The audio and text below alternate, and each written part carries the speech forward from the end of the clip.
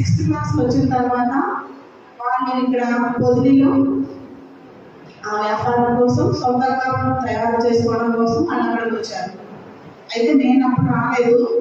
మా అమ్మ, మా నాన్నగారు, మా చెల్లి, మా తాతయ్య వచ్చారన్నమాట. వచ్చి నలుగురు మరి పొదిల్లో వ్యాపారం ప్రారంభించారు. మాకు అసలు ఎప్పుడు కూడా చేసేటప్పుడు అంటే తెలీదు. విగ్రహారాధన బాగా విగ్రహారాధన చేసేవాళ్ళం. అలాంటి పరిస్థితుల్లో నుంచి మరి మేము వచ్చాం కాబట్టి ఎప్పుడు కూడా పొదిలో పాతూరు, కొత్తూరు అని ఉంటాయి. కొత్తూరులో మందిరం ఉంటుంది. ఇప్పుడు ఎవరైతే అరవిందాలు ఉన్నారో మందిరము పొదిలో కొత్తూరులో ఉంటుంది.